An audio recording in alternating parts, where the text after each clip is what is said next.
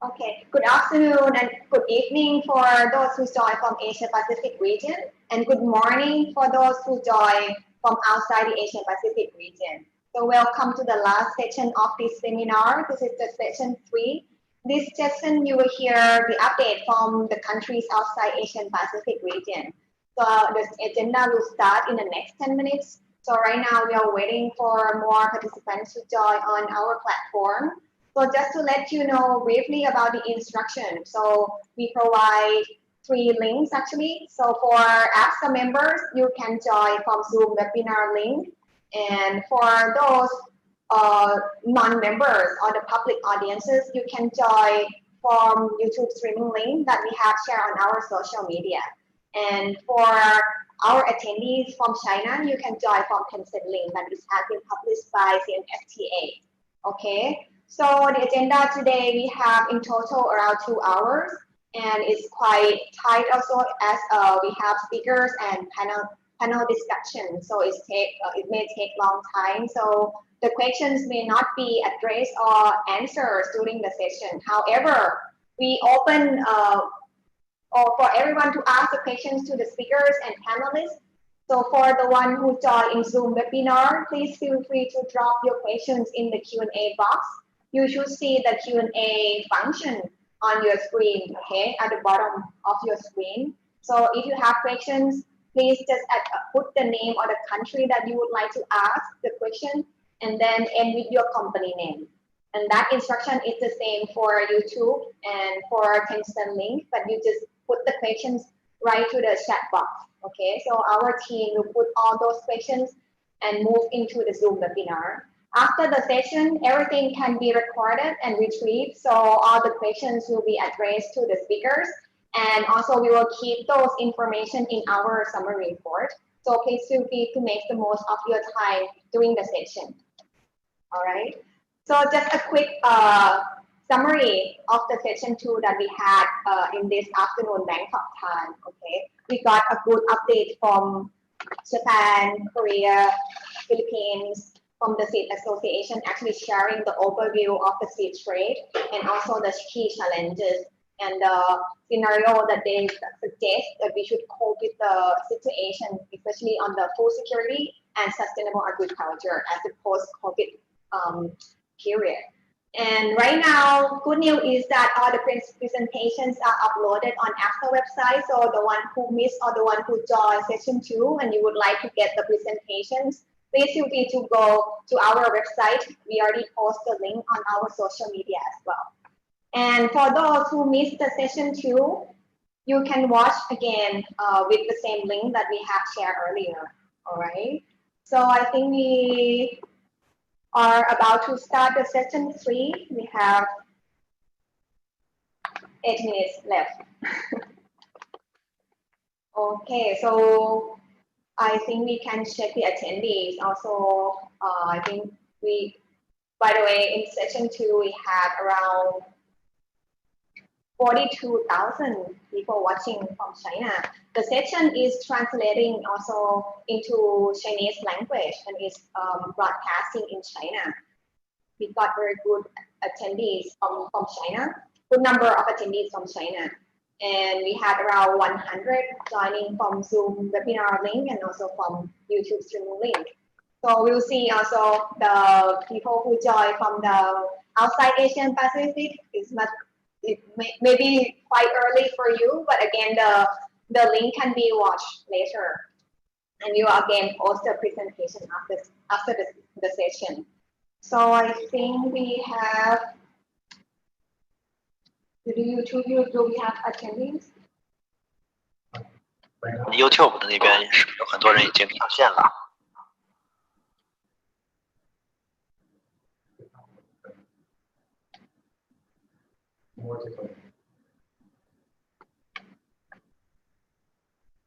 Okay, more to come signing on the section.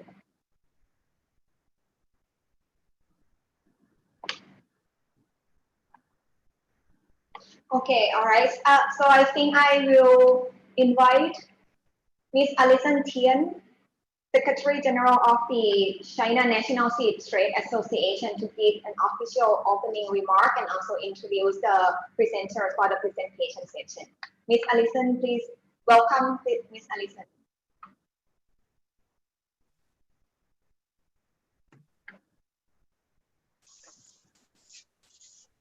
Okay, thank you, Dr. May. Okay, good evening, good afternoon, good morning, everyone. So this is an online seminar looking at the impact of COVID-19 on seed trade, which is organized by APSA and the CSTA. Welcome and thank you for joining us in today's seminar.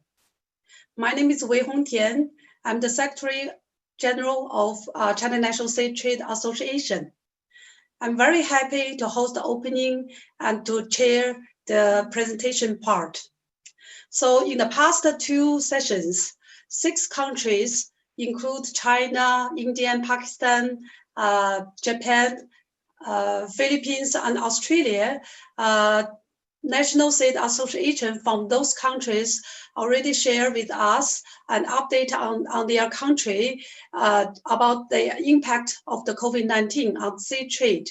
So I learned a lot from their sharing the experiences.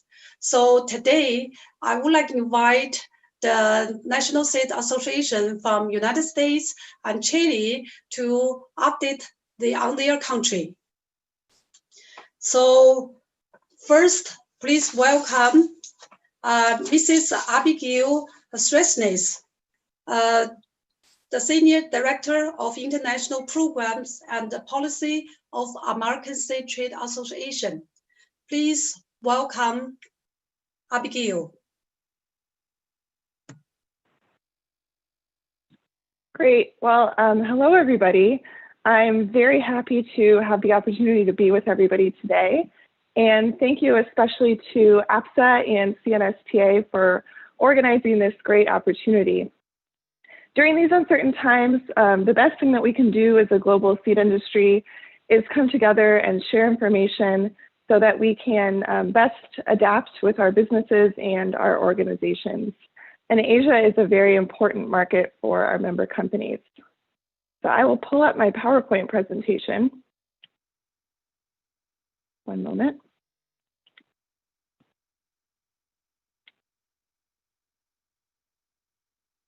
Great.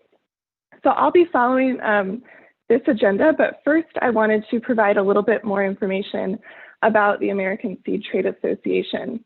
We were founded in 1883, so we're one of the oldest seed trade associations, one of the oldest trade organizations in the United States. Our membership consists of over 700 companies involved in seed production and distribution, plant breeding, and related organizations in North America. And we advocate for science and policy issues related to plant germplasm. You can see here the value of the planting seed imported to the US and exported from the US in the United States in 2019, and also our main trade partners for exports and imports. And you'll notice that China is our 4th largest trade partner in both exports and imports. South Korea and Japan in the Asian region are also very important export markets, and Thailand and India for imports, as well as Chile, who you will be hearing from next. Imports into the United States must follow guidelines laid out in the U.S. Department of Agriculture Plants for Planting Manual, which can be found on the U.S. Animal and Plant Health Inspection Service website. Exports from the U.S. follow the requirements of the importing country. So a phytosanitary certificate and any additional declarations will be issued according to the regulations of the country where the seed will be going. Here you can see the top imported and exported crops. For imported crops, you'll notice that vegetable seed, flower seed, and corn seed are very important. For exported crops, our grass seed industry is very large, as well as field crops, corn and soybean, and vegetable seed.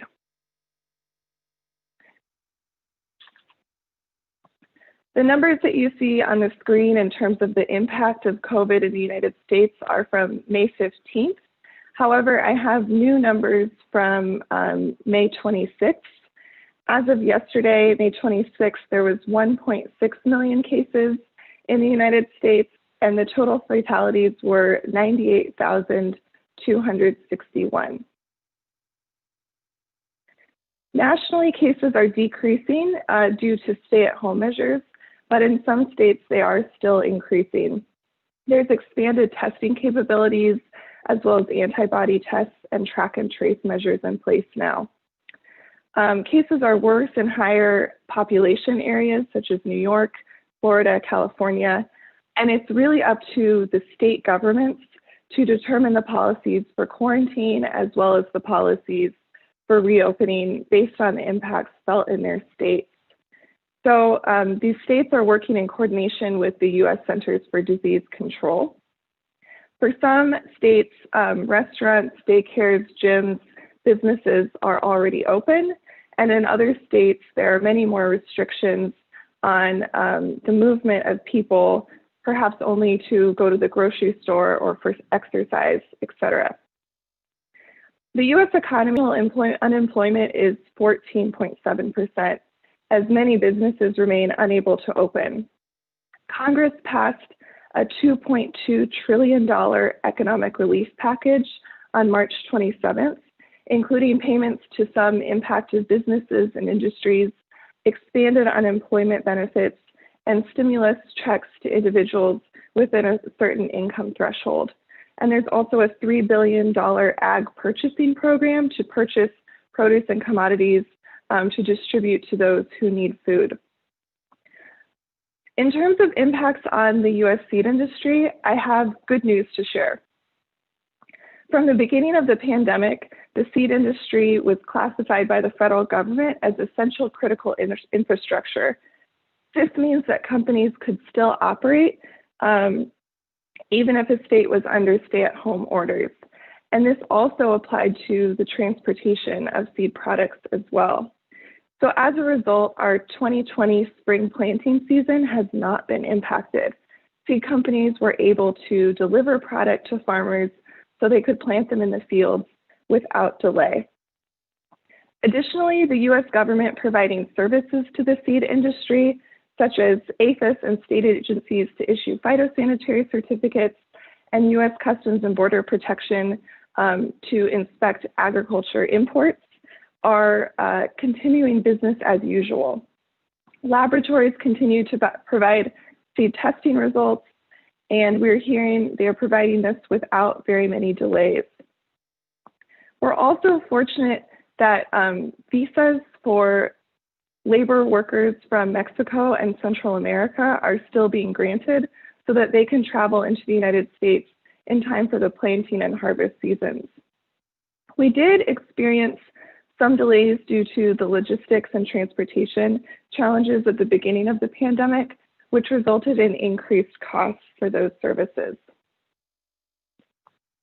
In terms of trends that we're seeing in the seed industry, the home garden sector for seed and for small farmers has seen a tremendous increase in demand.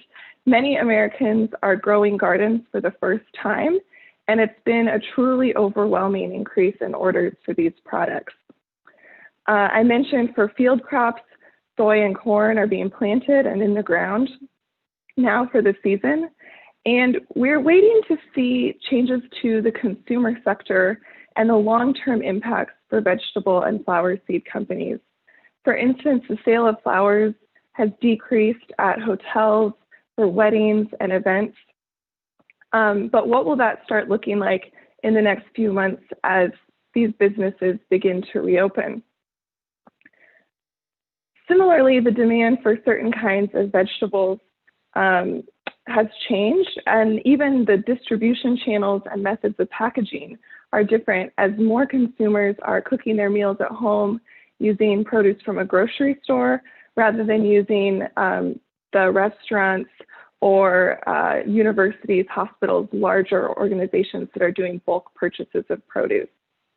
So we're starting to discuss how this will impact demand for next year as these consumer trends are changing. Of course, the US industry is adapting to virtual events like this one in terms of meetings with our international partners, meetings within the United States, and with our government partners. And everybody's adjusting, but I think it's working pretty well. A big priority for our companies is to ensure workplace safety. And that means making sure that there's enough masks and personal protective equipment for employees, as well as practicing social distancing when possible.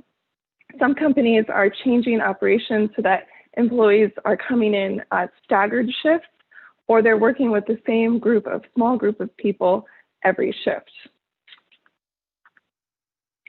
In terms of suggestions for smooth global and regional seed trade, what we're seeing is, despite the restrictions in the movement of people, cargo and especially seed products continue to be imported and exported. And that is so important for our just-in-time industry, as well as for research and development of new varieties and for counter-seasonal production. So to that point, the on-time issuance of phytosanitary certificates and seed testing to avoid delays in moving seed across borders is very critical. And it was mentioned in one of the sessions yesterday that e-phyto can be a really great solution to the challenges that we're experiencing due to COVID. And also harmonizing of testing procedures can be a very important way to reduce the redundant testing that might be experienced at a border. We know that our transportation and logistics environment now is different. For example, there's fewer passenger aircraft that traditionally would carry cargo in the belly of the aircraft, now that there's fewer people flying. And there's been a decrease in ocean shipping as demand in North America has decreased, and therefore there are fewer ships sailing from China and Asia into the United States. So as a result, in this reduction in capacity, the costs for transportation are increasing, and companies are temporarily shifting their shipping routes to adapt to this situation. I mentioned at the beginning the importance of information sharing. AFSA has a website dedicated to COVID information, and particularly the different regulations and policies in the United States. And I can share that web link in the summary report information for everybody. Looking forward, AFSA and our members are continuing to conduct research and development, developing new varieties, promoting new innovations, and of course, working year-round with counter-seasonal production. The US government is still moving forward with regularly planned policies and regulations that will impact the seed industry.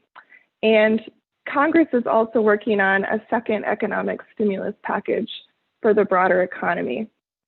Everyone is adapting to new ways of conducting business, and the US industry is eager to continue trading with global partners and doing business in Asia, both now and in our post-COVID future. So again, thank you so much to AFSA and CNSTA for organizing this wonderful event and for the opportunity to speak with everybody. And I hope that everybody stays happy and healthy and well. Thank you.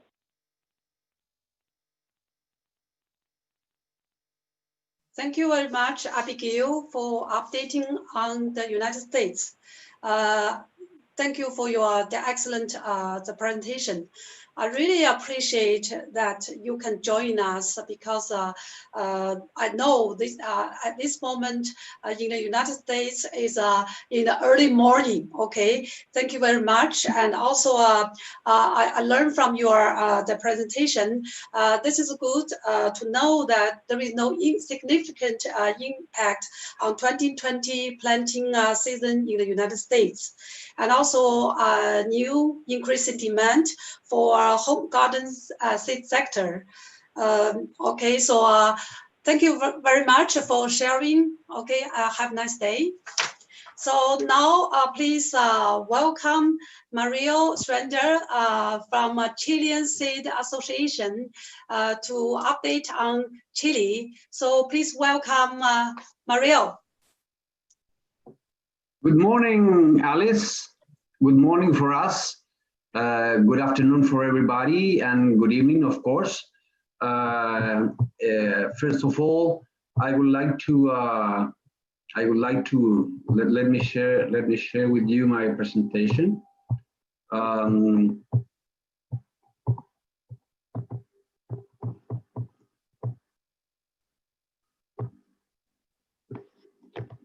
Okay. First of all, I would like to thank APSA and CNSTA for the opportunity that we have to address this very sensitive and important issue, not just for the seed industry, but for all the world. I'm addressing you on behalf of the Chilean Seed Association. AMPROS is an association that recently went 60 years old, and I would like to start with this overview of our industry. As you know, or probably you know, Chile is mainly an exporter seed country. On counter season and overseas seed production for us is the most important activity. As you can see in the slide, our imports are $67.3 million, figures of 2019. Our domestic market is in $140 million, and we exported last year $360.5 million. There in the slide, you can see the top 10 imported crops. The top 10 exported crops are our main trade partners. I'm not going into details, but I would like to highlight that corn is the main species exported, but all the group of vegetable seed it's bigger now and it's number one. And APSA represents 19% of our seed business currently, and which has been very important because 3 years ago it was less than 10%. Chile, it's as I said, is a very important player in the seed exports landscape of the seed industry. We export more than 50 species to more than 60 countries. And in this time, from March to May, we are just in the middle of harvest, processing, and export time. So certainly this COVID situation has impacted us strongly. Regarding the containing and control measures taken by our authorities, all this started to happen on March 22nd. The main measures taken was mandatory quarantines in some areas of the country. Those quarantines are under a full confinement of people. Also, we have a curfew, which is a restriction to circulation and public roads from 10 p.m. through 5 a.m. throughout the national territory. From 2 weeks to now, the use of face masks is absolutely mandatory in public places. And of course, like in many other places of the world, there's a prohibition of a number of public events, social trade, and some other activities. But which is very important to mention is that one of the main exemptions is the agriculture sector, which has been considered as an essential service by our authorities. Regarding the numbers, the cold and sad numbers, the population of Chile is 18 million people. And according dates of today, the total infected people is close to 80,000 people, with the total recovered people of around 30,000 people. And sadly, we have more than 800 fellowship citizens that have died because of COVID-19. Regarding the impact of this epidemic on the seed trade, well, from the very beginning on March 22nd, where all these measures were taken, our association has maintained a permanent and 24/7 communication channel with our Ministry of Agriculture, and as well as we have maintained a permanent coordination with the different services linked to seed trade activities, such as our agriculture and livestock service, which is our main regulator, the customs service, ports, and others. And I have to say that all the services are working normally and have implemented a lot of different measures in order to facilitate the seed movement. We have very conscious about the importance that our country has in the seed availability and production for the world.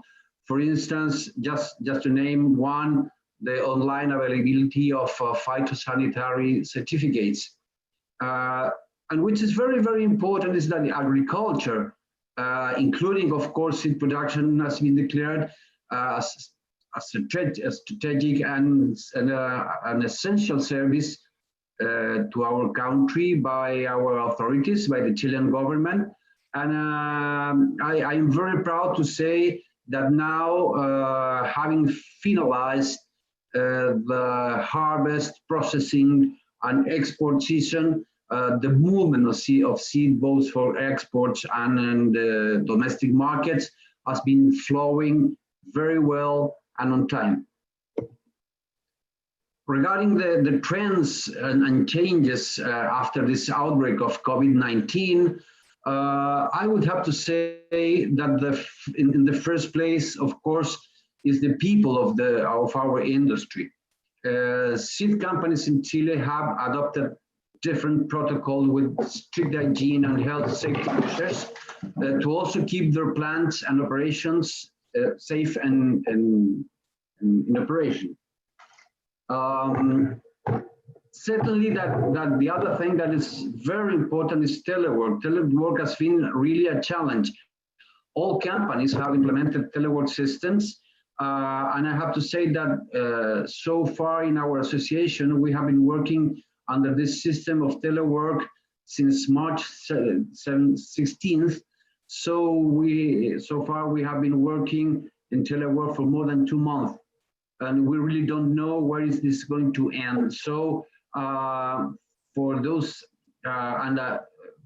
activities that needs people to be present, which I have to remember, as I said, that we were just in the middle of harvest, processing, and export season.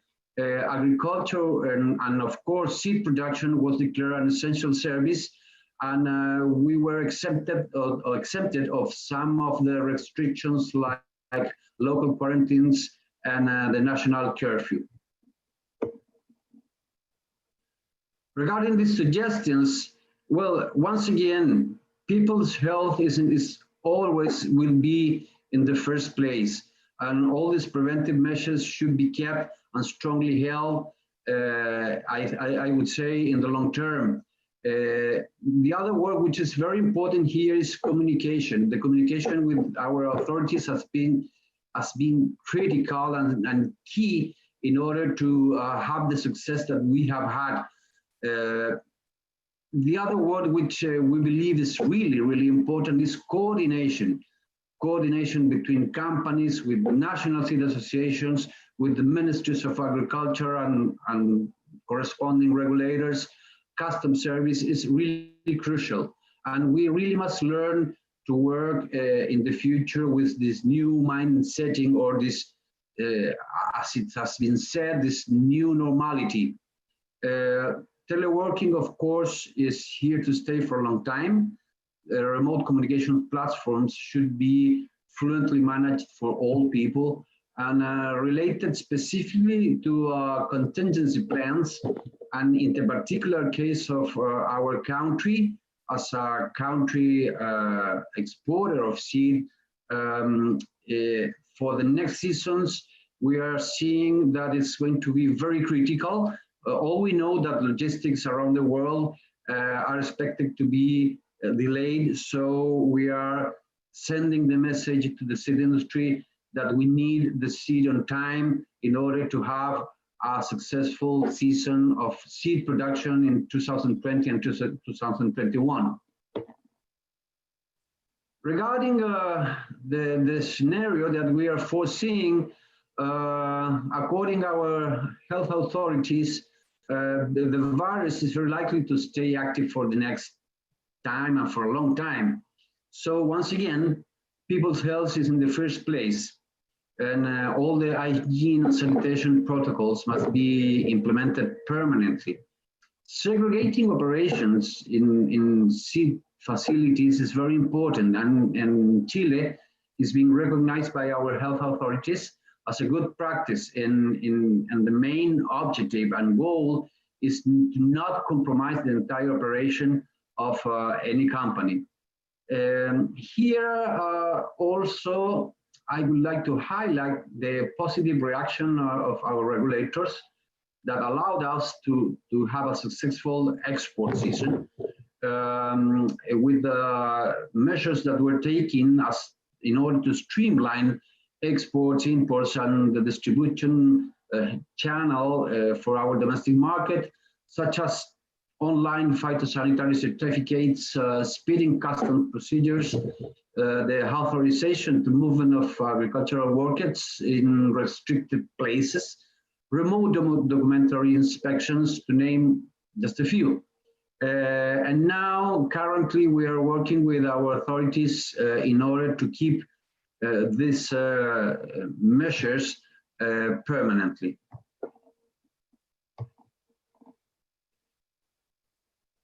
Implementing an efficient remote work in companies, associations, and everywhere will be very important. We must remember that our industry is used to meet a lot in person, which is very nice. We are really waiting for that to come back, but probably it will not for some time. So it's really necessary to implement extended remote meetings, both at national, and this is very important for a country like us that is very far away from everywhere, also at an international level. Chile, as I said, is mainly a producer of counter-season and overseas seed production, and is foreseeing that next season will be critical. So the availability of the best quality seed will be needed more than ever, not just for Chile, for the world.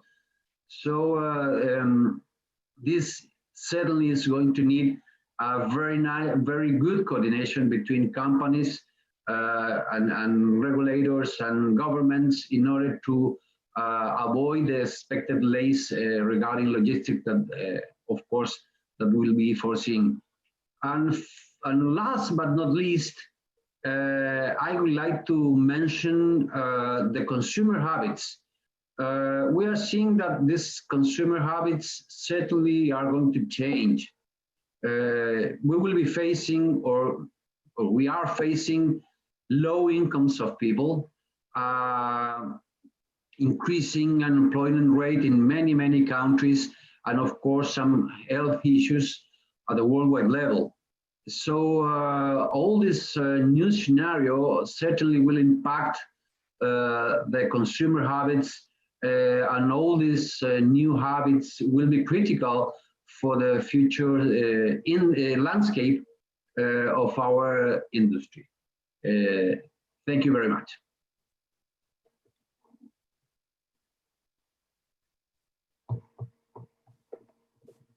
So thank you very much, Mario, for your great presentation.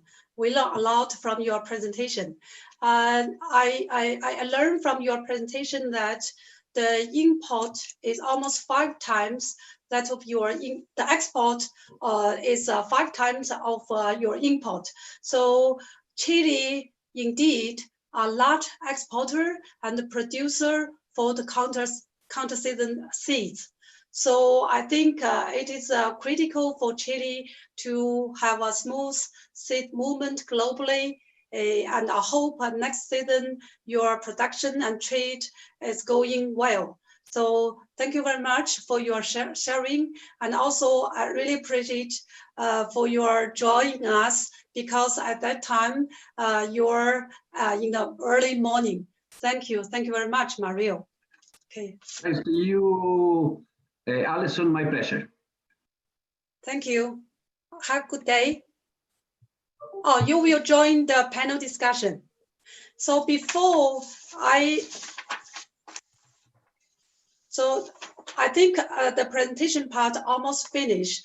The next session is the panel discussion. So Dr. May, Executive Director of APSA, will chair the panel discussion, and the representatives from France, Italy, the Netherlands, USA, and Chile will join the discussion. So before I invite Dr. May to chair the panel discussion, I would like to update the current number online to join the seminar. So currently, from the WeChat platform, there is more than 47,000 audience to join the online seminar. And also, as per the requirement from our Chinese participants, we also opened the English version platform to let them to join. Currently, it's more than 5 people to join the online seminar. So the seeds is essential, the agricultural products. That's why attract a lot of attentions for our online seminar. Okay, thank you very much again, Mario and Mrs. Abigail, for your the wonderful presentation, for your sharing. So now please welcome May to chair the panel discussion. Please welcome May. Thank you very much, Alison, and thank you very much, Mario and Abigail. You have shared very good information from outside Asia Pacific region, and now we learn a lot that international seed movement is become very, very critical during the COVID-19 crisis. So now is the time for us to hear from the private sector. I mean, we have invited the representative from the company and also from the Seed Association from France. So may I please ask all the panelists to turn on your camera and microphone?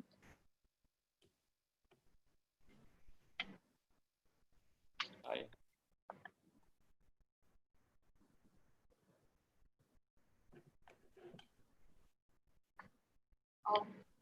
Okay, so thank you very much. So today in the panel discussion, you will hear more also similar on the, when the National Seed Association has shared about challenges. But here you will see more information and also learn how the company cope with this situation.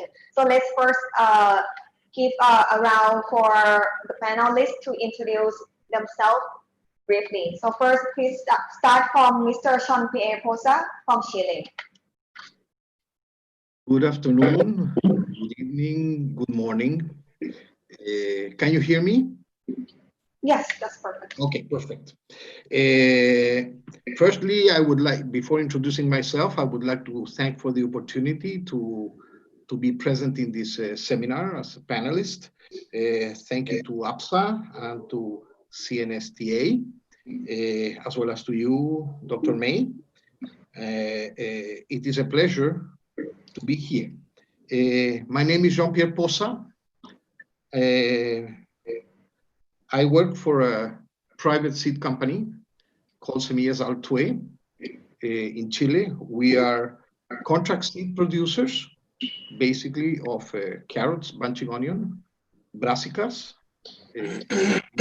cauliflower and broccoli, and some cucumber bits like watermelon. As well, I am the president of the Chilean Seed Association. Thank you.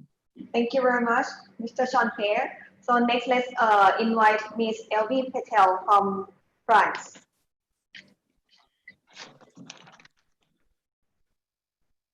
I'm Elvire Petel. I work at the GNIS. GNIS is the French interprofessional organization for seeds. One of the specificity of the GNIS is that it gathered not only seed companies association, but also seed growers association or seed users association. So the GNIS represents the entire French seed sector today, and this thanks the APSA team and the CNSTA team for the organization of such precious seminar today. Thank you very much, Ms. Elvie. Next, may I invite Mr. David Forsi from Italy. Hi everybody, my name is Davide Foschi from Insieme. I'm a sales manager of an Italian leading company in the seed production sector. We slightly annual variation. We cultivate our seed with 2,000 grower in a total area of 10,000 hectares in land. And each season production consists in about 8,000 tons of hybrid and standard vegetable, which we export on more than 50 different countries. It's an honor to be here today. Thank you. Thank you very much, David. Next, may I invite Mr. Jack Messelaar from Netherlands. Hello, my name is Jack Metzelaar. I work for the company called Lima Gran, and I work in the vegetable seed division. We have a worldwide presence in vegetable seeds, in field seeds, and we also have an activity in bakery products and cereals. I'm based in the Netherlands and therefore also have quite a lot of contact with the Dutch Seed Association called Planten. And I think I can maybe give you some insights of what's happening in the Netherlands and further on in Europe through my experiences there. Thank you. Thank you, Mr. Jack. And last but not least, we have Mr. John Mexico from USA. Good morning, good afternoon, good evening. Can you hear me, May? Yes, that's perfect. Very good. My name is John Mexico. I'm the Business Development Manager for Eurofins Biodiagnostics here in Longmont, Colorado. We are not a seed company, although we do produce a lot of services for the seed industry, both for vegetables and field crops. We have 3 labs, one here in Longmont, one in River Falls, Wisconsin, and one in Gilroy, California. And our primary purpose is to conduct seed assays for the seed companies and the seed industries globally to ensure the quality of their seed products. Thank you very much, John, and thanks for emphasizing that you are not from the seed company, which is great that we have more points to hear from the lab services. Then we can hear also the impact of the seed testing. You know, I think we can hear from John on this point more.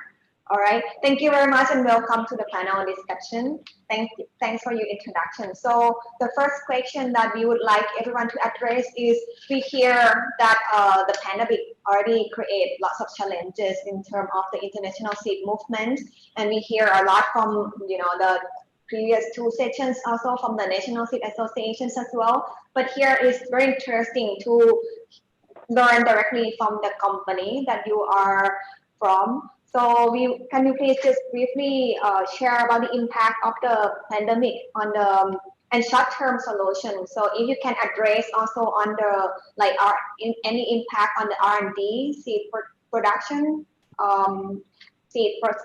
sales and marketing, including logistics and also international seed movement. So let us first start from Mr. Jean-Pierre. Yes, as far as the impact on the COVID into our business, and I will talk not only our business, but generally speaking, the business in Chile of the contract seed producers. As you saw, we export $360 million. So it means that we are most of the companies are geared only to exporting seeds using our customers' breeding material. We don't have our own material per se. We are just contract seed growers. The first part, and this was in March, caught us a little bit off guard. I will say that firstly, the government set up the curfew from 10 p.m. to 5 a.m. So it means that our processing plants could not operate unless we get a special permit.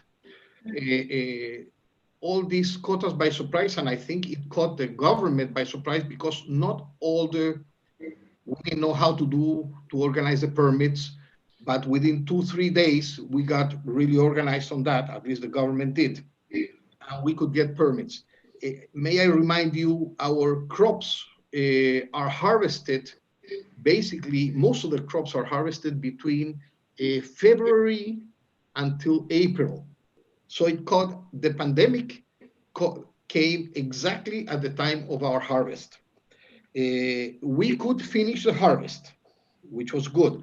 And I would say at least more than half it was done by the time really the pandemic got on at the end of March. Remember that Chile, the pandemic first started in Asia, then went to Europe, and after Europe came to South America, to the Americas, basically. So we started later on. So we got our plants were full processing seed. So the first thing is we have to take the sanitation measures, social distancing.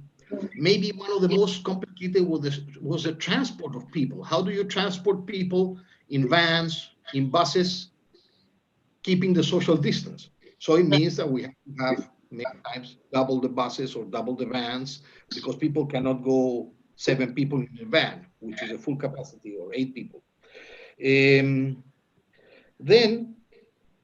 in the field, we have to have separation of the social distancing of the farm people. So we have to take care of that, and in advising also our growers that they need to follow a certain distance, and the sanitation measures like washing their hands. We took alcohol. We always carry alcohol to wash hands, etc. Fieldmen, before sometimes we had 2 fieldmen in one car. They cannot go 2 in one car. They only 1. So we have many issues like this. But I have to say that we could carry on. Later on, the shipping posed another big issue. From the transport part to the airport or to the port, first the agricultural inspectors have to come and inspect our cargo at our facilities. That was also difficult, but finally we got a system going on. And then we are faced with problems with cargo. No passenger aircraft. No passenger aircraft in Chile. Right now, there's no passenger planes. So, and a lot of at least the vegetable seeds that go to our destinations go by air, inside of the commercial airplanes. So we have to find, of course, an alternative, which was the cargo planes, which were more expensive, and of course the rates went up.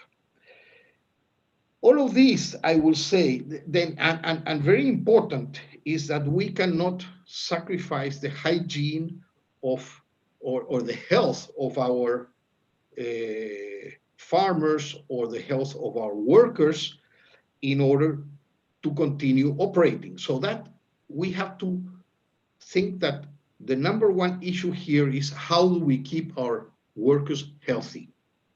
And from there, operate, follow the government measures.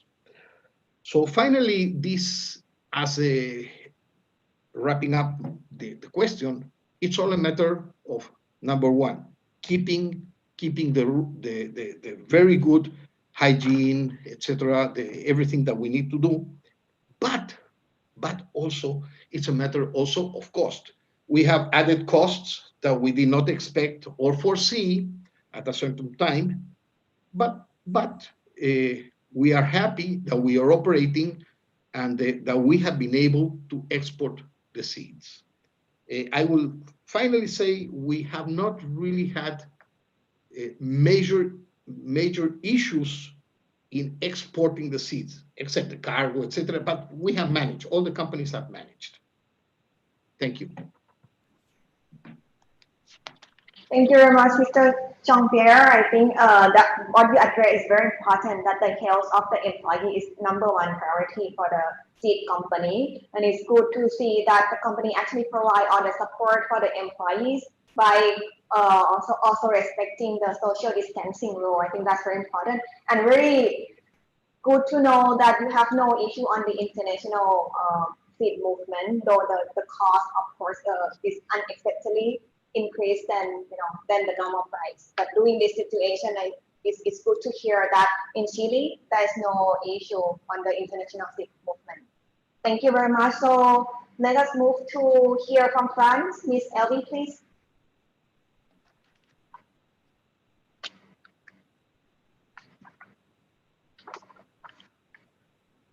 I think you are on mute. Yeah. Sorry, thank you, May.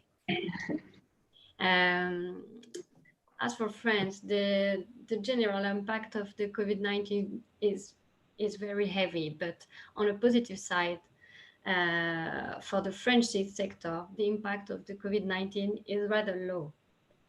Good thing to hear, I think, today.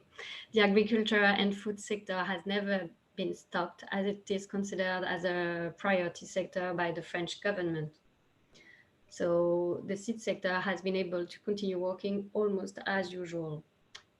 For regular office activities such as mine and many of us today, home office has become the new norm.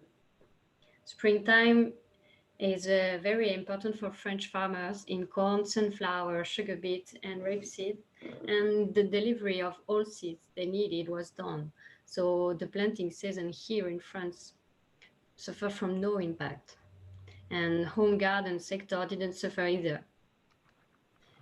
For exportation of seeds, the main impact of the COVID-19 happened in the public activity of seed control and certification. It has affected and slowed down the delivery of phytosanitary certificate and Easter Orange certificate for export. The reason were, of course, the lack of human resources as the staff was locked down at home and as the laboratories had to reduce the number of people allowed to work at the same time. The reduced activity of the post also participated in the difficulties to provide the document in time. Thanks to the measures taken by NPPOs like accepting dematerialized phytocertificate, the flow of export seeds from France become more fluid after a few weeks. I heard in previous presentation of this webinar session 1 and 2 about the difficulties faced by some Asia and Pacific countries on seed movements. The movements of seeds between France and Asia Pacific countries represent around 40 million euros of import and of exports. This accounts only for 3% of the total of French seed exportation and only 6% of French seed importations. Actually, the very large majority of French seed exports, 70% of it, are to European countries, and this might be one explanation why my conclusion for France sounds a little different from what we have heard during session 1 and 2. Few weeks after the beginning of the lockdown in France, mid-March, we at the GNIS have conducted a survey among exporting companies in France. For the very large majority of them, export activity has not been badly impacted at the end, even if there was some problem with transport. After the slowdown of official activities of seed certification, this is the main issue. It's the second biggest problem private company has to deal with, especially during the first weeks of the crisis, end of March. Slowdowns in deliveries were due to the limited number of transporters, low availability of flights, even sometimes total stop of flights to some countries, and the lack of shipping containers. All companies have reported a huge increase in transporting costs. They mentioned some double or even triple price in some cases, with of course some repercussions on the price of the seeds. This has especially affected the shipment of small volume orders, which are very important for small markets countries and for commercial prospecting. March is also an important month for importation from counter-season seeds like Chile, for example. Here again, companies based in France face mainly a transportation cost issue. Thank you. Thank you, Ms. Elvi.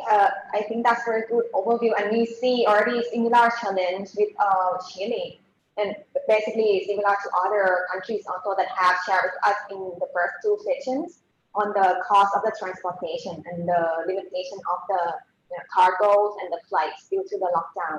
And also, we have heard that the government has supported so well, so that the international seed movement is so is of course it's delayed a little bit, but in terms of the certification on those things, I think the government has supported, right, based on what you share. But of course, they are running off the resources. I think that's very good information we hear, and also we learn from you that 70% of the seed exported inside the region, so that you can say that there is not much impact on the international seed movement. So that's very good information.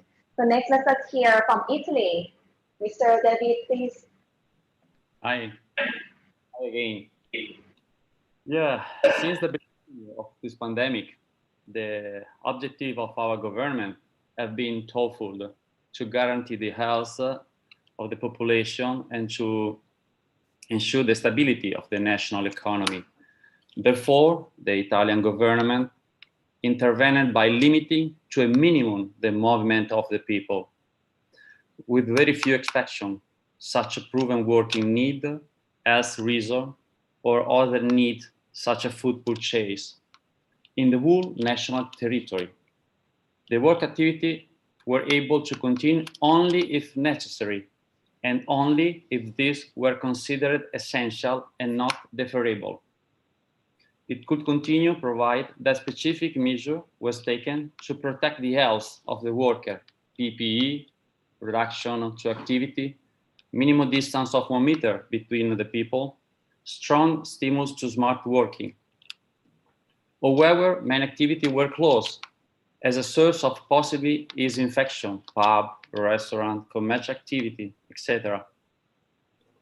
Agricultural and though technical activity have been excepted from this obligation, as they are considered essential to guarantee supply of food and for care of all the animals.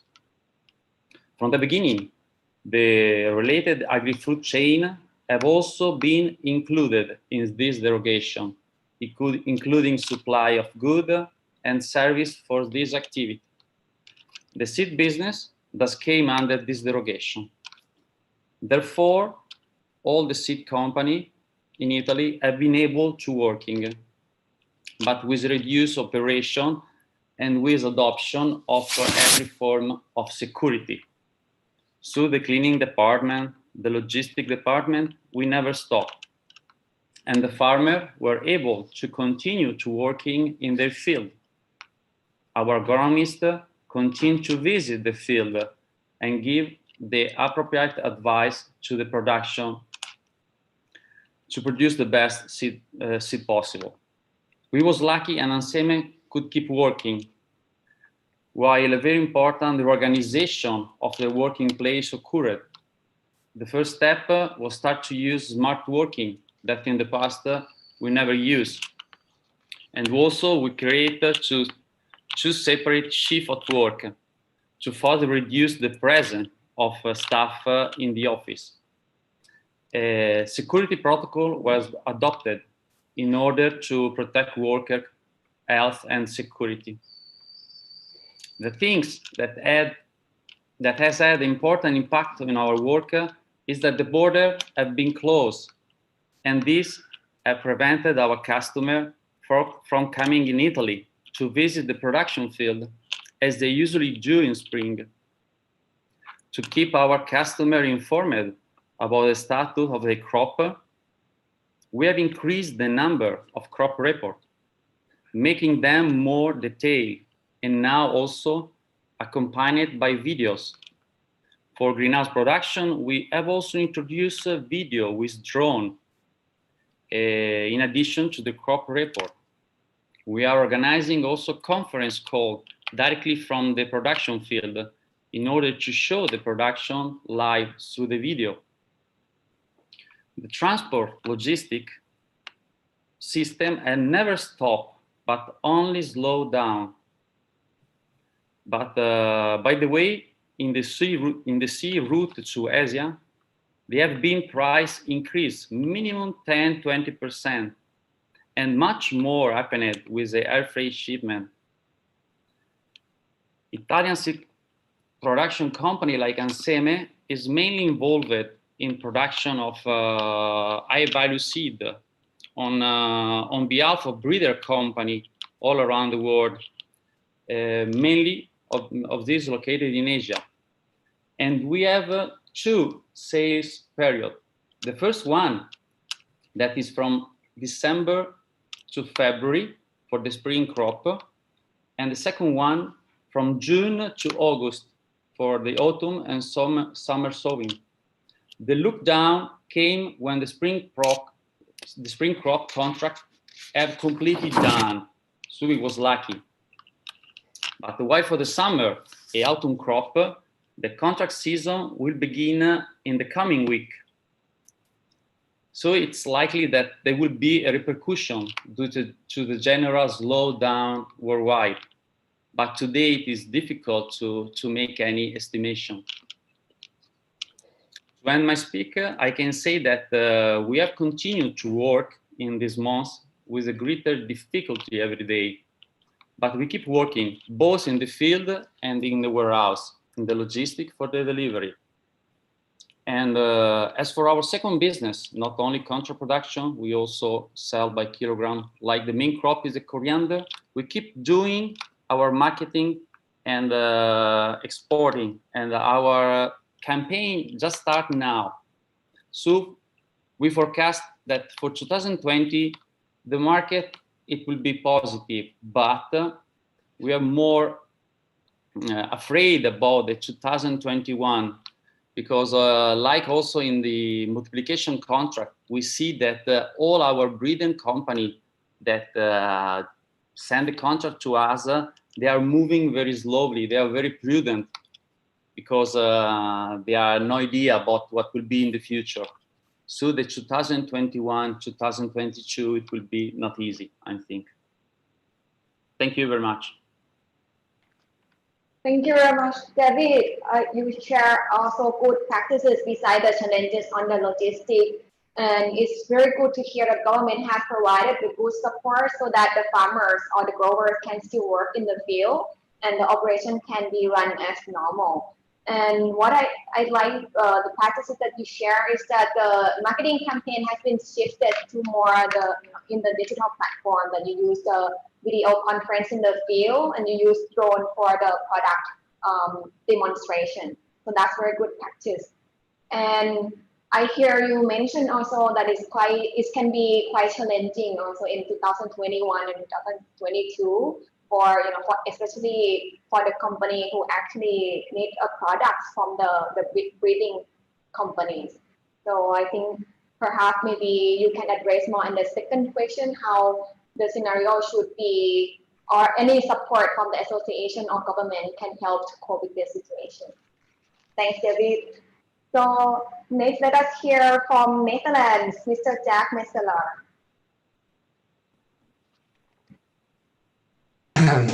Thank you very much, Kunme. From the Netherlands, you must first understand that the government had a different philosophy concerning the lockdown. In the Netherlands, what was implemented was what is called the intelligent lockdown. This means that people were not prohibited to go into the streets or go to shops or supermarkets, but they were requested to comply to the basic rule of not being at less than 1.5 meters distance from each other. And if you were feeling any symptoms of a cold or feeling flu, you would stay at home and take 2 weeks of isolation. This means that the lockdown was much less severe than it was in other countries in the world and also in Europe. The beginning period when the lockdown started in Europe, especially in different countries, the big challenge for the seed companies was, in fact, again, like with the other countries, the logistics. Trucks were held at the borders, and many delays took place in actually shipping from one country to the other within the Union. Secondly, like with the other countries, air freight became quite scarce, and companies had to take quite heavy measures to make sure that the seed was shipped to the different destinations. You have to take into account, of course, that the Netherlands is a major seed exporter worldwide, and depends very much, the companies depend very much on imports and exports of seeds. So that made quite a challenge for the companies. Within Europe, this was relatively quickly partially solved by the setting up of the green lanes at the borders. So trucks that were carrying or are carrying priority products have the possibility to go through green lanes, which are priority lanes where there have very little delay going across borders. With regard to the work and the work in the offices and in the companies, obviously government required a maximum of the population to work at home, which was also respected. And fortunately also the seed companies were seen as a priority industry. So seeds company workers were allowed to go to their work. And also government made specific measures so that, and for other people in the priority, let's say, category, for instance, the childcare was provided so that if, of course, with the schools being closed, children had to stay at home. If you're a priority worker, you can actually go to your work because childcare is provided by the authorities, things like this.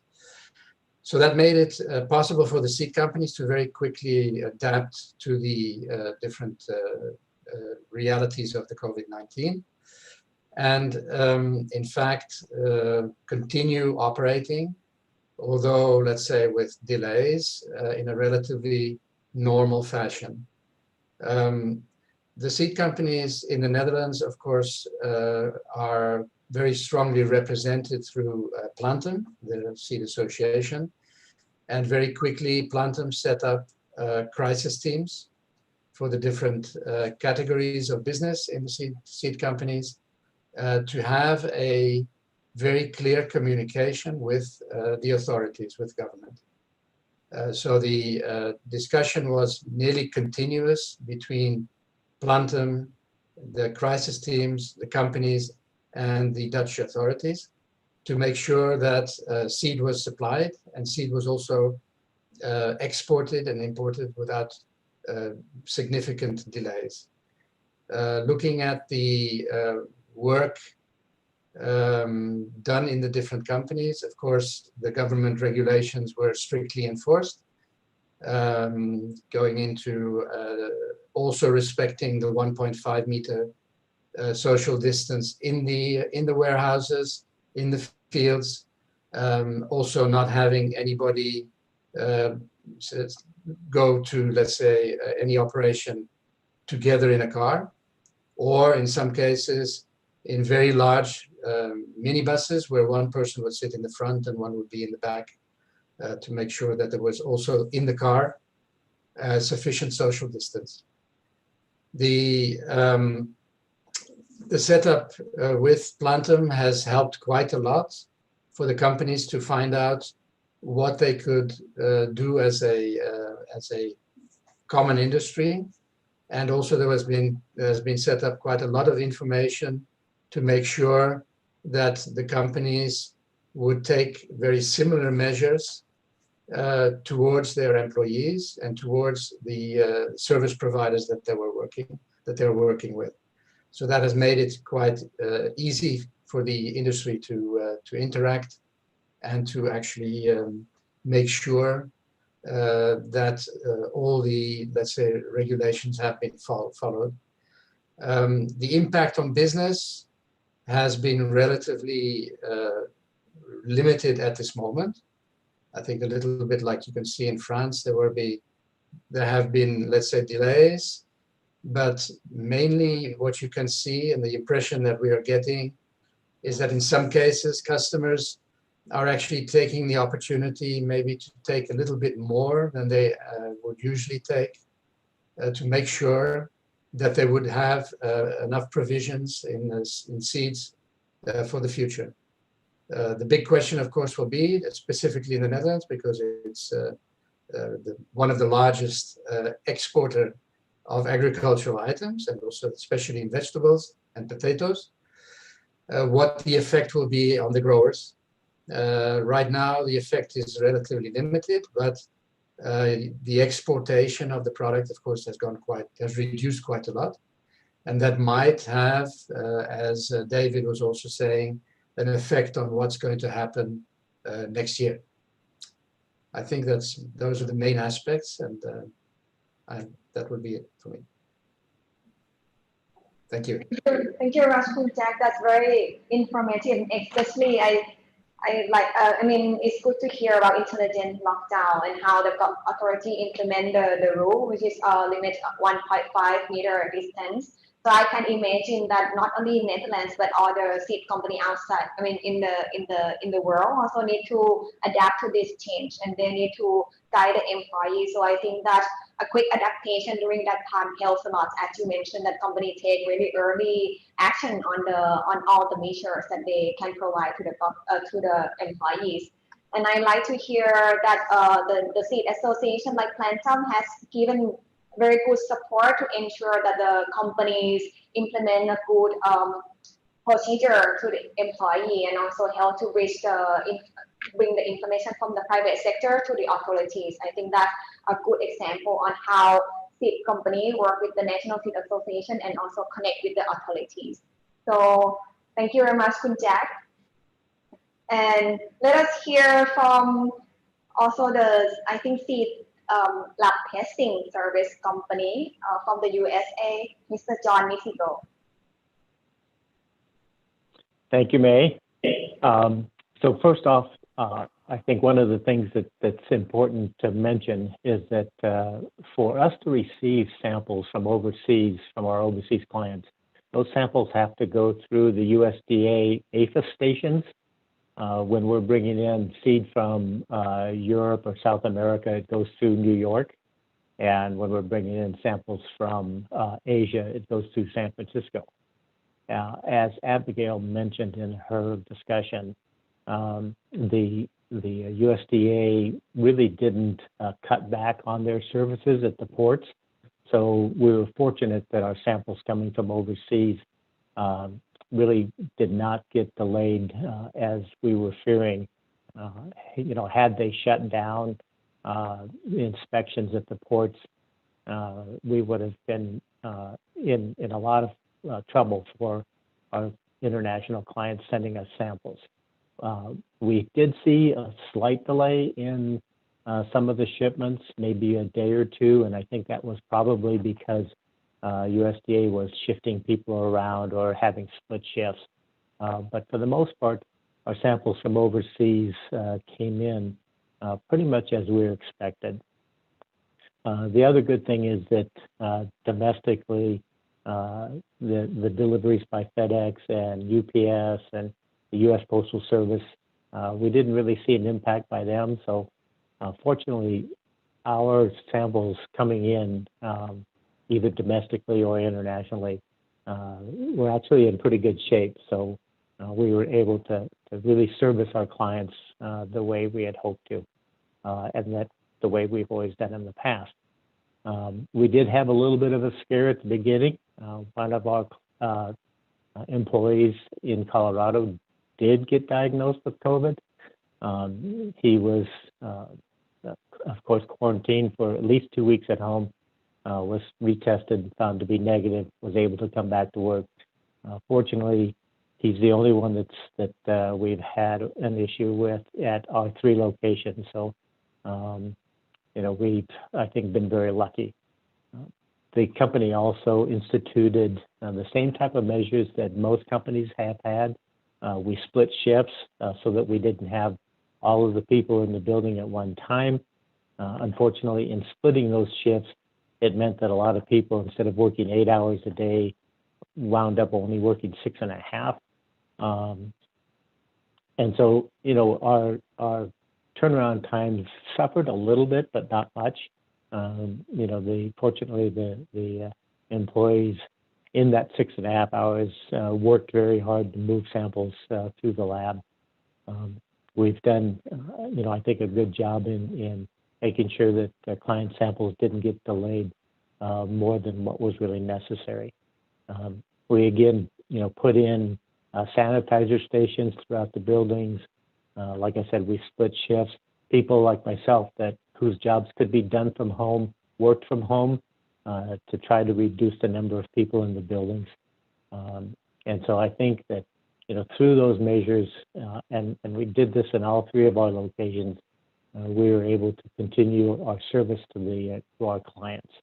The one thing that is concerning to me, I think, for the future is, and I've been hearing from some clients, and you've heard it by a couple of presentations this morning, is that in some cases with the restrictions of air travel and being able to visit fields, I'm hearing from some clients that they're not able to have inspectors from their companies go to their production fields and inspect the crops. So I think this is going to put an even greater reliance on seed testing and seed quality checks, because the people from the companies are not going to be able to get to the fields. Hopefully that gets lifted in the next few months so that the summer crops, at least in the Northern Hemisphere, are going to be able to get inspected well. So it's been an interesting ride. I think that as the time goes on, things will be relaxed. It's been, for me, a real issue in not being able to get to meetings like, to the IFS meeting, probably APSA. Those are things that are going to be severely impacting my relationships with clients. Fortunately, we're doing things like this, and being able to keep in touch with the clientele. One of the things, and I'll give a shout out to Abigail and to the American Seed Trade Association, one of the things that they have instituted is a weekly conference call to update the industry in the U.S. on what's going on with COVID, what's going on with the government, payments to people. So they've done a great job in trying to keep the U.S. seed industry updated as far as the impact of COVID on the industry and what the government is doing. Okay, appreciate it. May, thank you very much. Yeah, thank you very much, John. Appreciate it also, and I think it's clear from your side that the government support is very crucial for the samples movement also to the lab. And the critical part that you foresee also is for the production company, especially if they cannot go to the fields and do the inspection. We have heard that from some countries already, so that's why it's quite fortunate to hear from some of you here in panel discussion that some countries you have no problem, like in Chile, in France, and also in Italy. I do not hear that you have this issue. And also from Punjab, also did not mention that this happened. But we have heard from some countries already. And you are right that then the lab test is becoming more important to, for the seed quality testing.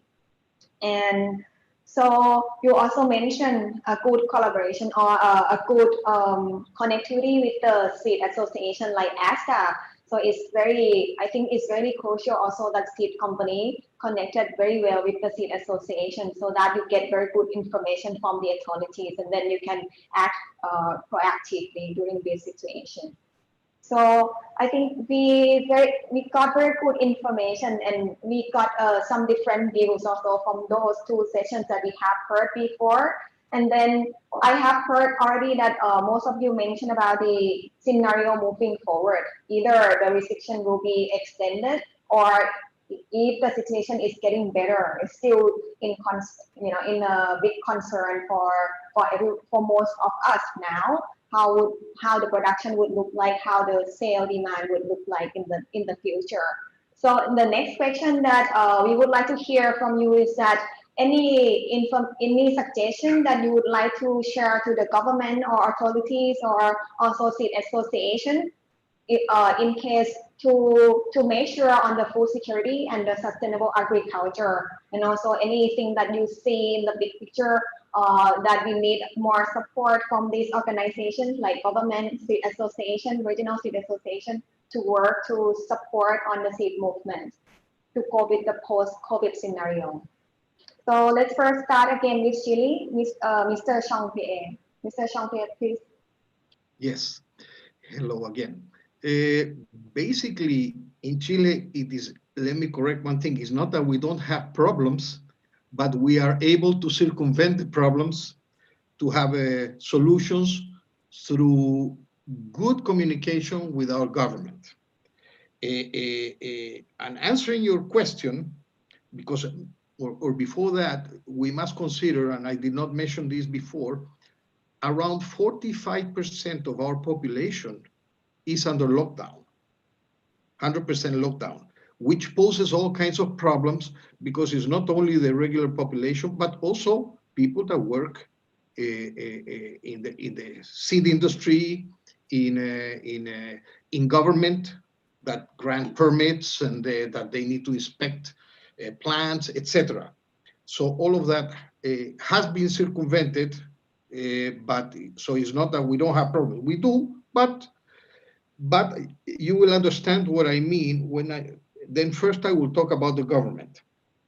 The government of Chile has instituted, or our plant quarantine started with the e-phyto as a trial with a couple of countries.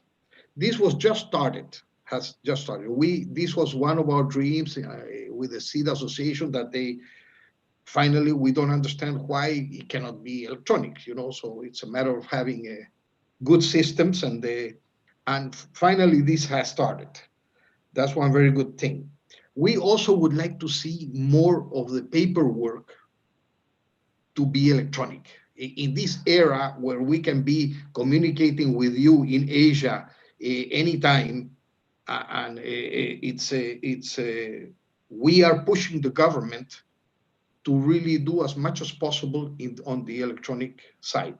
All the way in Chile from invoicing, which is now totally electronic, all the invoices are electronic in this country, and to paperwork needed for export, for import, etc. Secondly, and as a president of AMPROS, I can say that we have given to our agricultural authorities and also to our customs authorities, we have put in the concept of seed is perishable. Seed is alive. We need, I saw the presentation before, not the green channel, but we need basically priority. Priority when there are strikes, priority over goods that are not perishable.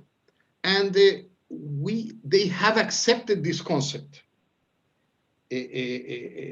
So basically under that has been very good. How do we get there? We got there to that point, to those points through time. This was started a long time ago through our seed association. Talks with the head of the customs, talk with the head of our plant quarantine, with our Minister of Agriculture, direct talks, and they have accepted our main points. So this, in the sense of a government, that's why we have less problems maybe than some other areas. We have a very good communication, and there comes the seed association and the regional seed association and the ISF as well. We have to rely, all of us as seed companies, on our seed associations for our common problems. The common problems have to do with how to move seeds, how to have all the documentation easier for all of us. I don't mean details of we're all competition, of course, among the seed companies at a certain point of time, but on the common issues that benefit the moving of seeds, the movement of seed, the free movement, we are united. And my appeal is that we should be united. We should be united with APSA. We should be united with each of our own seed association and becoming stronger. This is not something you start when you have a problem. You start way before. And the only thing I can say, if somebody has not started, please start and keep this movement, this trend. Take the advantage for your associations, for your members of the associations, to really benefit from what associativity can do. As far as the industry, there's probably many things we're going to have to be doing differently in the future. We need to think what we can do better. We have found out now that, okay, a certain measure of teleworking works. You know, I understand that many things we cannot do telework. Once in a while, we have to go see the customers. As a matter of fact, I was supposed to be in Asia last month. Impossible. All flights canceled. Impossible to have meetings. Basically, our industry, we have to be thinking ahead of time. For example, as in Chile, that are contract seed producers, we are requesting all of our customers to send the seed in advance. Don't wait for last minute, because things are not so fast as before. So we have to take we have to have the thinking of what is going to happen next. Although I know it is very difficult to know when this is going to end, if it's going to, and how much is going to go down. I don't think it will go away completely, but we will have to work and think differently. So basically, we all have, for me, the most important point is that we have to unite behind our seed associations and our regional seed associations to have, and they are the ones that go to our government to really have an easier free movement. That's my answer. Thank you. Very clear and comprehensive to each layer of the supporter. So I like what you say, that it's not so easy to make everything happen during this time, but it's got into the thing become easier because many work has been done before the situation has been into the lockdown or into the big pandemic situation. I think that's very important. And you mentioned about the good communication with the government. That is the key. So I think that is a good help from association also that you mentioned, that association help to bring this and keep communicating with the government until everything moves to the e-platform. I think that's very good example of how government give the support with the private sector, share the idea also how we can work better with the government. And I like what you mentioned also for the seed company, that we need to think differently because we have no idea when this situation will be better or think it will stay with us for the long time. So at least right now things are changed for everyone to connect with the clients, and the e-platform or digital platform is becoming more popular. And most important, what I hear is a good coordination from the ISF, Regional Seed Association, and National Seed Association. I think that's very good key point, that if we want to do things, we need to think more in terms of harmonization, united, and also clear in the thing that we want to do, and so that everything move in the good direction. Thank you very much, Mr. Jean-Pierre. You gave very good points. So next, let us hear from France, Ms. Elvie. Thank you, May. I can only agree with the message of Jean-Pierre and many other panelists of this seminar about cooperation inside the industry and communication with governments as key solutions. As I mentioned, the flow of seeds from France remain quite stable, and this happens thanks to the organization and flexibility of public authorities of certain countries. Many have implemented tools to facilitate the export process, and especially the dematerialization of documents.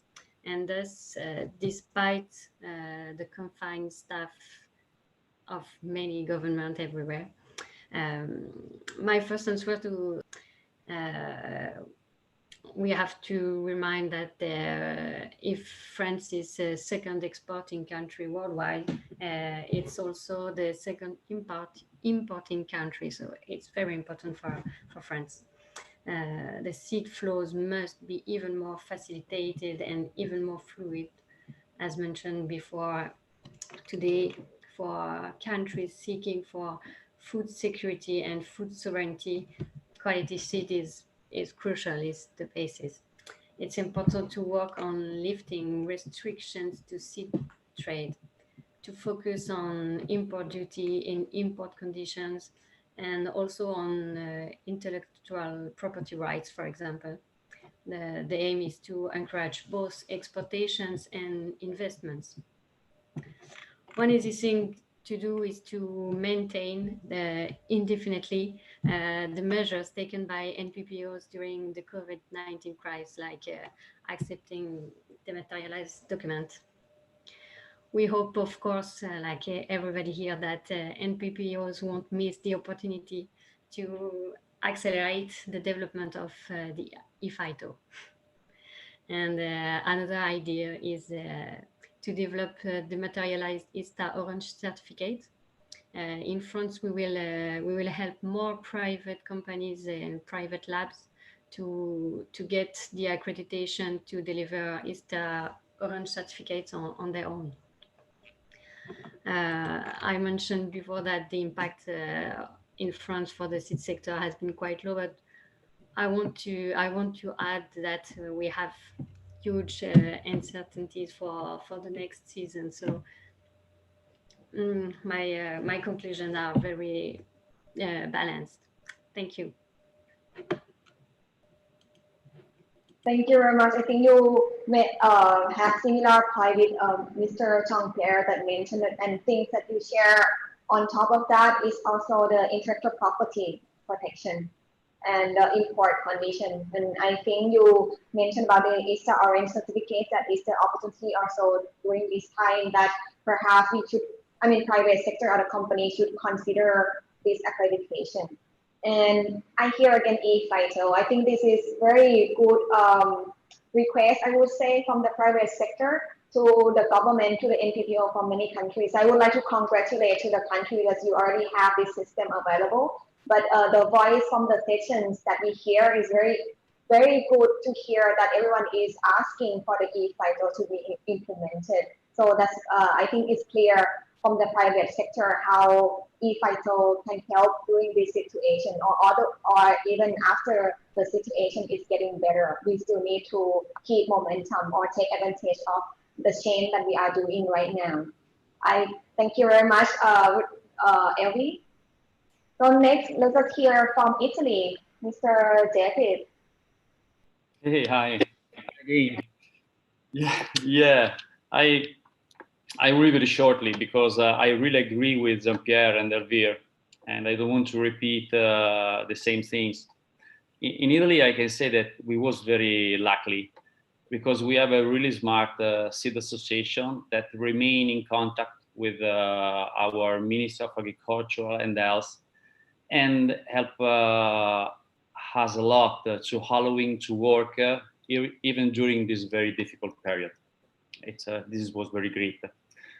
But regarding the business, I can say that due to the growing export difficulty caused by the COVID-19, I can only say that we must change a little bit our mind and enter in the perspective to planning the production in advance from our side, but also from my customer, receiving the stock seed in advance. Everything must be calculated on time because till I can say 2 months ago, we just received the stock seed 1-2 days before the sowing time. Now it's impossible. Now we need to calculate that custom border delivery. We need to start maybe 1 month in advance. And the same that will be for the delivery, because on the past we calculate from Italy to Asia just a month, 25 days. Now maybe it's better to calculate 2 months, because otherwise our customer receive the seed in delay. And then other things, I think that for unstable climatic reason that we know very well is changing the weather. To produce quality seed is day by day is more difficult, and the COVID has complicated even more this for logistic difficulty. We think now start to be very important to thinking to produce the seed to the professional company. This means to produce the seed in the country where there is the weather suitable and where there are companies with professionality and experience for that. That's all for me. Thank you very much, David. That's really good add. Actually, you add good point on taking advantage of this situation to be more proactive for the company. I hear also similar from Mr. Jean-Pierre that we need to think differently for the company. Like, for example, we cannot make sure how the situation will be changing or it would continue the same. So planning ahead would help the seed company to cope with the situation. And also the logistic becoming quite challenging during this time for the seed company, and it's made for long also. And I think all the view that you share, including the support from the National Seed Association that help to talk with the authorities and the government to support on the seed trade and seed movement. And I like the view that you share that moving ahead, the company may think also about the production-based country. So that's also very good ask. I mean, it's a practical view also that the seed company may think that which country that they want to place the production. So it has to be a good production site and also consider all the policies, including the logistics. Thank you very much, David, for sharing very good view. Next, let us hear from the Netherlands. Kun Jack, please. Yes, the big discussion in general in the Netherlands is now, when the measures are getting less strict, how are we going to live and work in a 1.5 meter society? It also means for the seed companies that you have to start making measures now to ensure how the employees will be working when they return back to the offices. This is a major challenge. Question can be, can you still have 2 people in one office? Do you have to separate working spaces through plexiglass? In the Dutch culture, it's very common that all the employees come together in the canteen during breaks. You cannot do that anymore. So how do you solve that as a company? It's of course a national discussion, but also for seed companies becomes quite an issue. The fact that you would like your employees to be having a good social interaction remains, which is part of being, feeling happy in your work, but also being good at doing what you're doing. So those are questions that are being discussed right now. These discussions go on also within Plantum.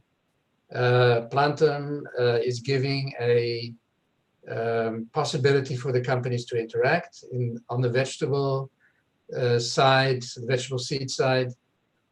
There will be an open board meeting where all members can attend virtually, of course. It will be through a Zoom meeting or a Teams meeting.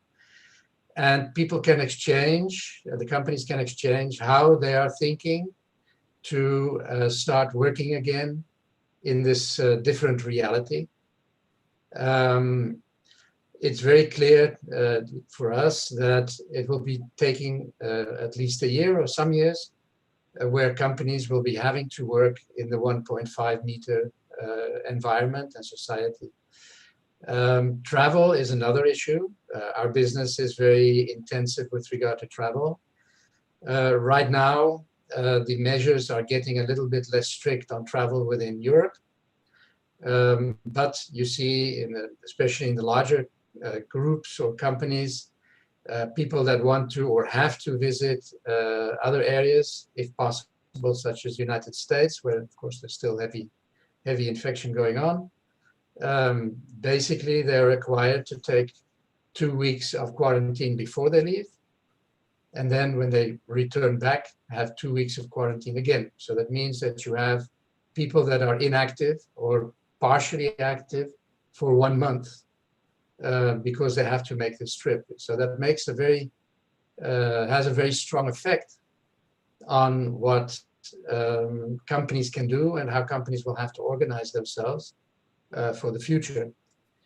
Because we don't know, maybe the virus will be going around the world in different places, and we might have to take these measures on a regular basis for a longer period to come. Plantum actually is a little bit like Jean-Pierre was saying, the vector of the solidarity between the seed companies. Plantum, of course, represents also seed potato companies, young plant producers, and the ornamental sector. And obviously the ornamental sector has been very, very heavily touched by this whole crisis. In the Netherlands, exportation of bulbs and flowers is very, very large.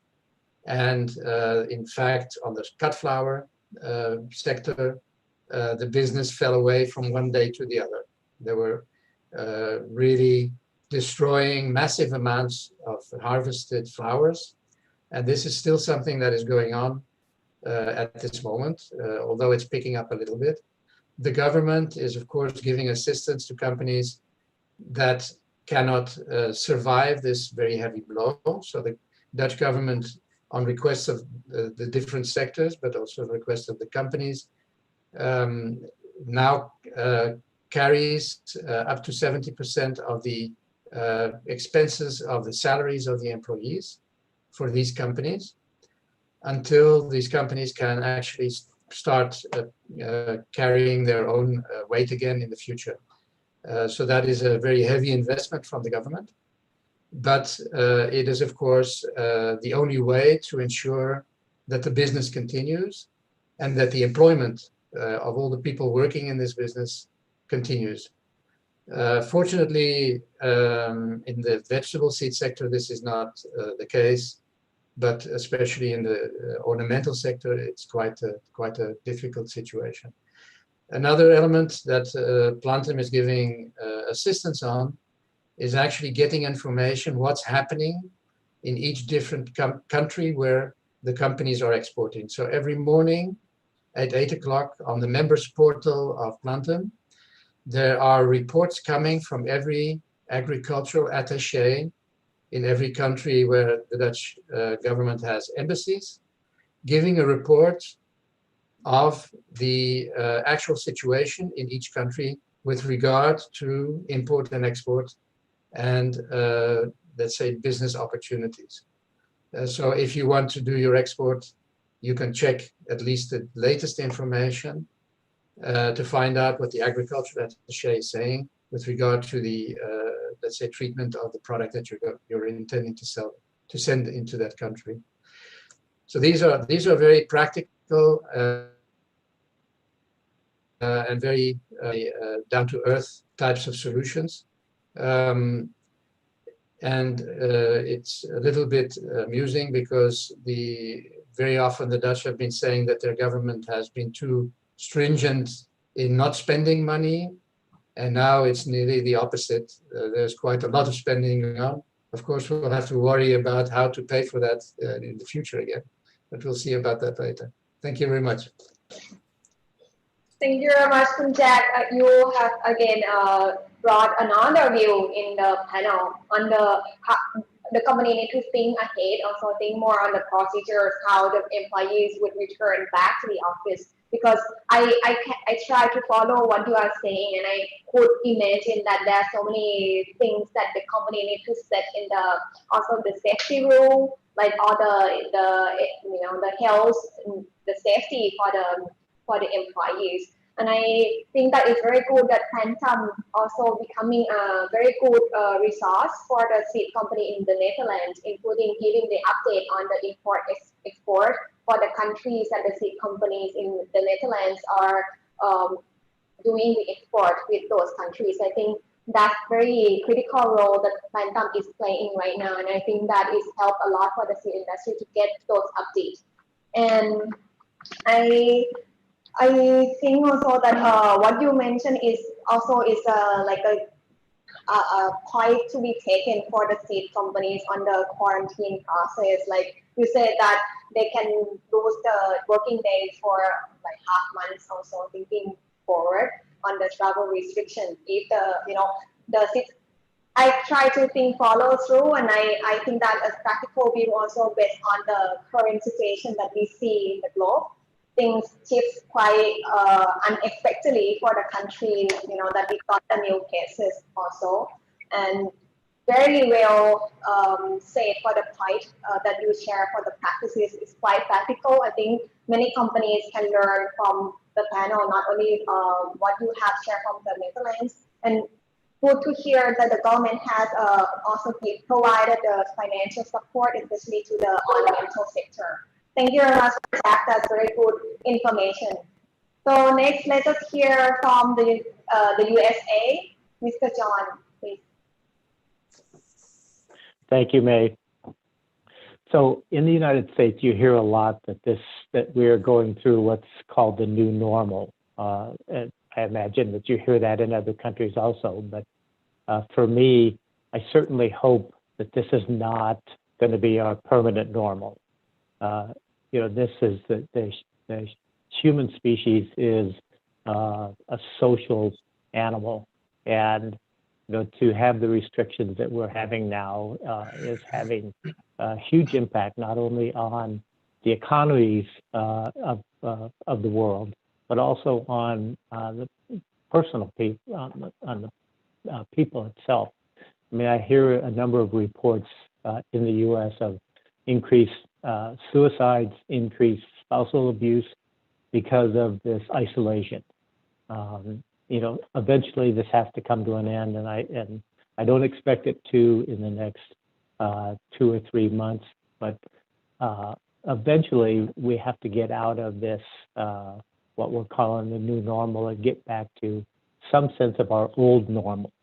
I think that in the future there's still going to be the issue of people needing to wash their hands more, using sanitizers, probably more use of masks in countries like the U.S. where you never used to see masks before.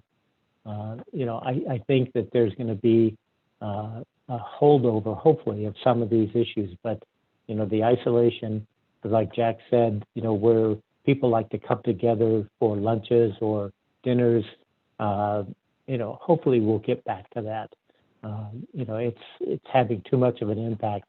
The restrictions of the travel, for me, personally is very difficult because I'm a social person. I love meeting face to face with my clients.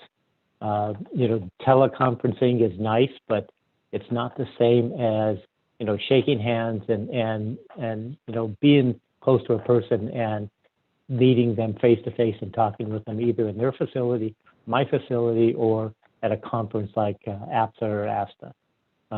Hopefully we'll get back to that normalcy, and this so-called new normal will not last for much longer.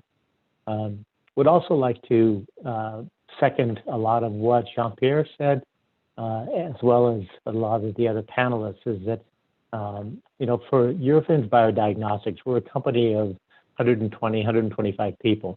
We cannot influence the U.S. government in the least. We can't have any impact with APHIS or USDA. But as a member of ASTA and an association that has 700 members and thousands of individual members, that has a very strong voice. And you see it almost daily, the impact of ASTA with USDA and with APHIS. And I think the same is true with other, with ANPROS, with APSA. It's very important that individual companies continue the strong support of their regional and national seed associations, as well as those associations continuing the strong support of their members. That has to continue. That's about it, May. Thank you very much, John. I think you share also on the isolation procedure, and I hear that you mentioned already 2 times on the, how much face-to-face is more important. I think just like me, I'm an extrovert person. I enjoy meeting people, and that's, I feel quite suffering, but still try to make myself more enjoyable with the way we connect like this. So I think it's true. We everyone hope that things not continue like this, and we can come back to the normal situation. And I hear everyone mention about the isolation and procedure. So in practice, I believe that that's also would be, it could impact on the operational cost, right? That you need to implement things in the operation to comply with the social distancing that under the rules set by the government of your country. I think that's also a good point to be considered. And the travel restriction, we still do not know how long it will be extended like this. And what you put the strong point is that you emphasize on the role of the regional seed association, national seed association. I think that I hear from everyone could give very good example how your company work really close with the seed association to help getting you. So national seed association provide good information for you to adapt in your operation. And also, I think I have heard from the panel also saying that you should take advantage of being the member of association and keep supporting the association so that the voice becoming stronger. And then that's how the association can help you connect with the government. I think we got very good information from this panel discussion. I would like to, heartily thank you everyone that you share very good points. And yeah, I think that's all for our panel discussion. We learned a lot from each of you. I would like to thank again everyone to contribute into this session. And so for that, I would like to invite Alison back. Hello, Dr. May. Thank you, Dr. May. Thank you for giving me the opportunity to make the closing remark. In the past 2 days, the speakers and the panelists, they share a lot of experiences and to update the situations in their countries. So we learn a lot from them and to how to respond to the impact of COVID-19 and how to ensure the food security and seed movement. Seed is a starting point of food system, and seed and also globally traded agricultural products.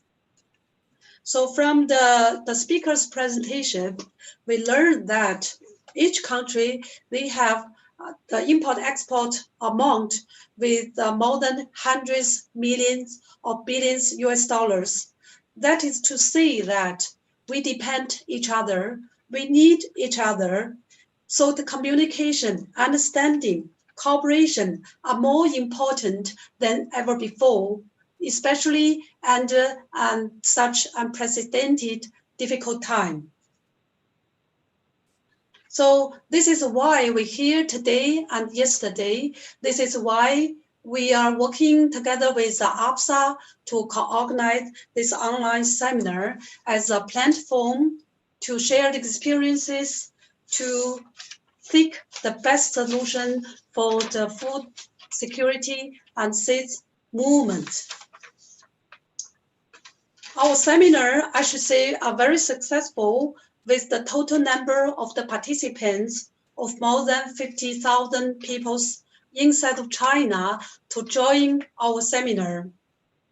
This is our first time from APSA and CSTA. We're working together to have such an innovative, bilingual, the online seminar, which is also open to the public to increase awareness of food security and seed movement. I would like to, I would like to thank our partner, Dr. May, Executive Director of APSA and her team for their exceptional efforts which make this event happen. And also, I would like to thank the Agricultural West of Southern Rural News for their strong technical and medium support. I would like to thank all the speakers and the panelists for their wonderful the presentation. And also I would like to thank the president of APSA, Mr. Taki Salimi, the president of CSTA, Mr. Weibo Song. Yesterday, they gave us a very inspiring speech and the support. I would like to thank my colleagues for the hardworking and for the good preparation. Last but not least, I want to thank all of you, the participants, the friends and audience, for your interest and for your time. But don't forget, I would thank the translators for their excellent job. Okay, so thank you, all of you, for joining us again for this seminar. So this seminar will close now. I wish all of you are in good health and safety. So thank you very much. Have a nice day. Good night. Thank you. Bye-bye. Thank you very much. Thank you very much, Abigail. Thanks, Mario. Mr. Chong K.A. Thanks, Evie. Thanks so much, David, Kunjak, and last but not least, again, Sean. Thank you very much. We really appreciate your support. We understand that it's really early in the morning for your time. Thank you very much. And for the audiences, please stay safe. And thank you very much. We hope that the sessions bring you a good information also during this time. And again, if you would like to watch or would like to share to your friends, feel free to do that. You can share the same link, and the presentations will be uploaded on our website and also share also on our social media. Thank you very much. Take care. Bye-bye. Thanks, Mike. Thank Kuna. Bye-bye.